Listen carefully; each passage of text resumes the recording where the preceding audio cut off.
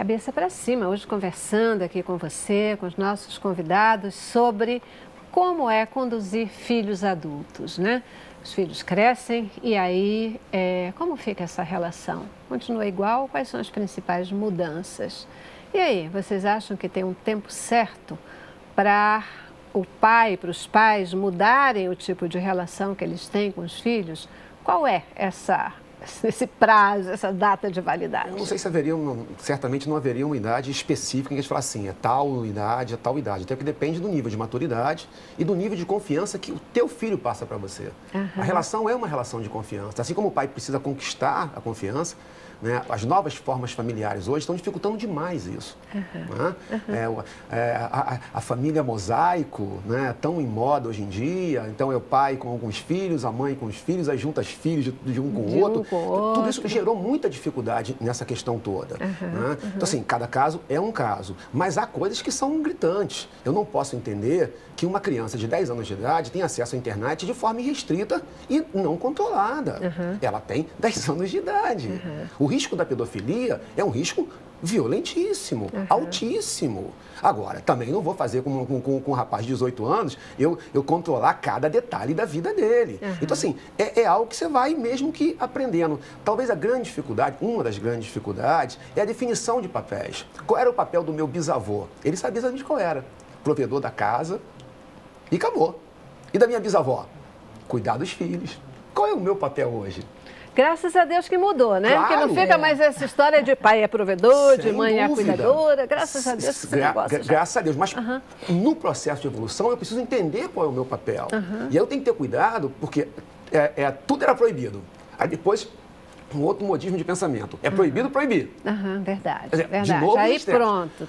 A história é pendular, né? Ela vem por tudo é proibido, para depois então, nada pode ser proibido, porque se proibir, a criança vai ficar reprimida e tal. A gente tem que caminhar para o equilíbrio. Qual é a minha função de pai? É aquele provedor ditador? Não. É a família patriarcal no modelo antigo? Não. Mas eu sou pai. É um educador. Eu sou um educador. Pai, eu não posso nunca abrir mão do fato de que eu sou pai. Né? E, como tal, tenho responsabilidade. Com certeza. E quando o pai, ele falou de um filho, a diferença de tratamento de um filho de 10 anos e um filho de 18. Quando você tem uma postura de educar um filho de 10 anos e prossegue na educação, vai crescendo a confiança recíproca. Do filho saber que por mais que o pai dê limites a ele, é para o bem dele. E não é aquele limite feito de uma forma tirânica. Não, é de uma forma educada, gentil, como Deus faz com a gente, né? Como Deus faz com a gente. E quando ele chega aos 18 anos, com certeza, não precisa nem ter modelo. O próprio pai já tem uma postura diferente. Primeiro, ele passou tudo, assim, o que ele podia passar de bom para o filho. Ele tem confiança naquilo que ele passou e ele adquire confiança no filho. Então, é uma relação que vai crescendo e vai se dando liberdade. Agora, vai ser sempre, o filho pode estar velho, mas ele tem que ter um limite. Isso é ponto pacífico. Mas não tem um controle, porque tem pai que quer controlar a vida até quando o filho casa, até quando vai embora. E não pode ter esse tipo de controle.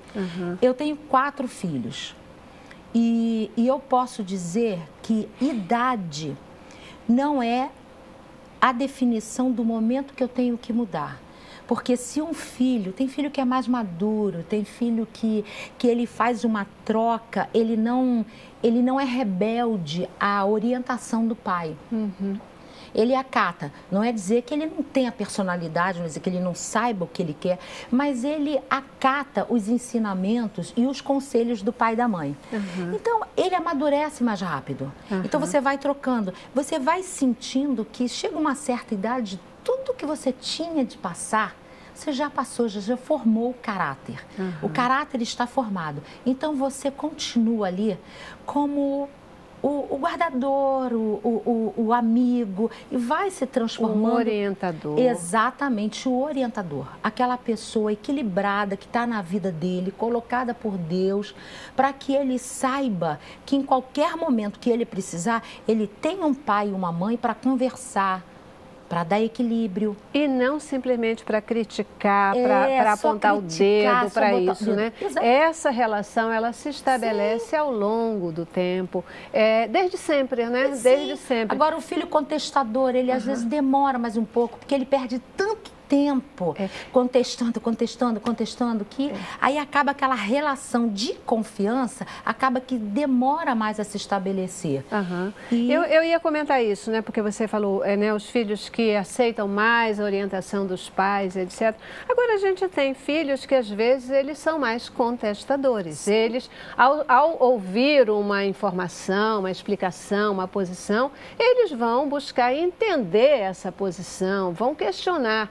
E, não sei a opinião de você, eu gostaria de conhecer, mas cabe ao pai também não ficar dizendo é assim porque é assim e acabou, mas poder fazer entender, porque eu acho que isso é que gera também a aceitação, a confiança. Você trabalha com jovens, não necessariamente teus filhos, mas filhos espirituais. Como é que é isso? O que é que os jovens mais reclamam?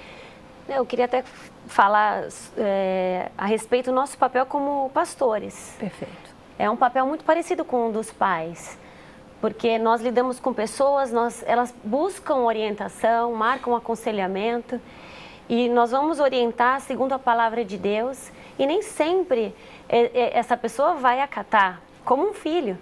Então, nosso papel é estar ali mostrando o caminho à pessoa, o caminho a esse filho, a essa ovelha na igreja, mas sabendo que cada um tem uma resposta. Às vezes a pessoa, ela vem até você, um filho ou um membro da igreja, ela já vem com aquela ideia fixa, ela pede uma orientação, mas ela já decidiu no coração dela como ela vai proceder. Então você fala, você alerta sobre os perigos. Eu acho que o papel do pai de um filho adulto é muito semelhante a de um pastor, que você não impõe nada a esse filho adulto. Você está ali para dar o suporte que ele precisa. Você orienta em cima da palavra de Deus. Você alerta, olha, eu acho que esse caminho que você está tomando é perigoso. Eu acho que você deveria esperar mais um pouco. Né? Não seja ansioso. E muitas vezes as pessoas escutam esse conselho, e fazem de outra maneira. E eu acredito que uma mãe, um pai de um filho adulto, ela tem que estar ali sempre para dar esse suporte, esse apoio, mas a gente não tem mais como impor. E sabendo também que o seu filho vai começar a correr riscos, né? Ele precisa ter confiança até mesmo para correr risco e errar. Aliás, isso faz parte do crescimento, né, da aprendizagem. A Bíblia narra exatamente uma história exatamente disso, de um filho contestador, que é o filho pródigo. Você tem um pai e 2 filhos. Um é mais conformado com a situação, conquanto por dentro dele esteja acontecendo um monte de coisa, e o filho pródigo, que é extremamente contestador e quer levar a vida do jeito que ele quer levar. Por quê? E aí, nós não podemos imaginar que ele foi mal criado, que ele foi mal educado, que ele foi mal conduzido, porque na história é a relação de Deus conosco. Esse pai, então, evidentemente criou bem. E esse filho agora é um filho adulto. Mas quando ele vira adulto, ele não corresponde às expectativas do pai. Ele quer ter a vida do jeito que ele quer ter. E o que o pai faz nessa hora? Um momento delicadíssimo. Ele deixa o filho arcar com as consequências das suas atitudes. Porque essa seria a única maneira dele se encontrar. Quando o filho pródigo vai e perde tudo que tem e vai parar no meio dos porcos, e vamos lembrar que ele era um judeu, e para o judeu parar no meio dos porcos era pior coisa. A desgraça total. A desgraça total. Ele então lembra do pai e diz, puxa, mas até os trabalhadores do meu pai têm pão com fartura e eu aqui morro de fome, voltarei para o meu pai. Quando ele volta, o pai o avista de longe e diz assim, recebe, abraça, quanta coisa cabe num abraço, não é? Não fala nada, não critica, repõe a posição e quando vai conversar com outro filho, diz assim, porque esse meu filho estava morto e reviveu, estava perdido e foi achado. É isso aí.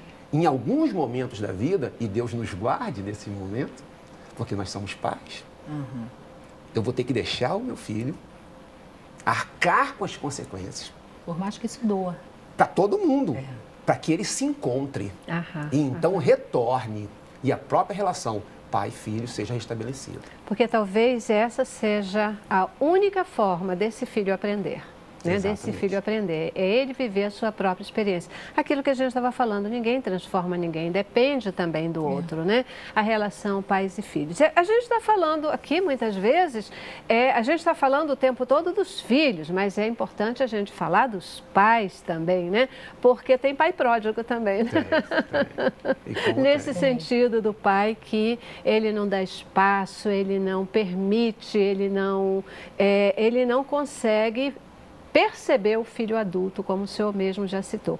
Uma pergunta para vocês, existe limite territorial, tipo assim, né, para a questão da autoridade dos pais, o filho que já saiu de casa, é outra história, já saiu de casa, agora é com ele, agora a vida é dele.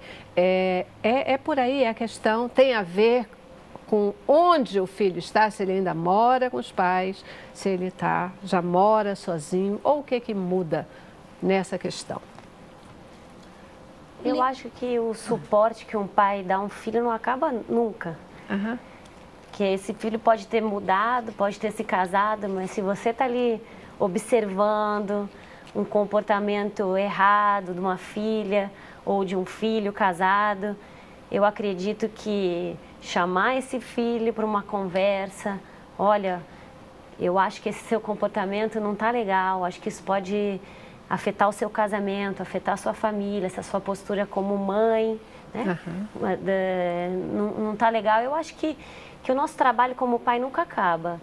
É saber que a situação mudou de figura, você não exerce a autoridade da mesma maneira, você não vai impor, você não vai dar ordens, mas o seu papel de intercessor, de dar suporte emocional, orientar na palavra, eu acredito que ele não acaba nunca. Mas há o limite territorial. Porque se ele está na minha casa é uma coisa, se ele está na casa dele é outra. Sim. E eu tenho que respeitar e tenho que ter muito cuidado com isso. Que tipo de limite é esse, pastor? Se minha mãe estiver me assistindo agora, ela vai brigar comigo. Minha mãe é uma mulher maravilhosa e se dá muito bem com a minha esposa. Eu sou muito feliz por isso. E eu tenho uma casa de campo, por assim dizer, uma humilde casa de campo. E a minha mãe ficava lá e fica lá, independente de eu estar lá ou não. Um dia, quando nós chegamos lá, minha mãe tinha mudado um quadro de lugar. A minha esposa, sabiamente, não falou nada com a minha mãe. Veio a mim e falou. Falou assim, olha só, sua mãe não pode fazer isso.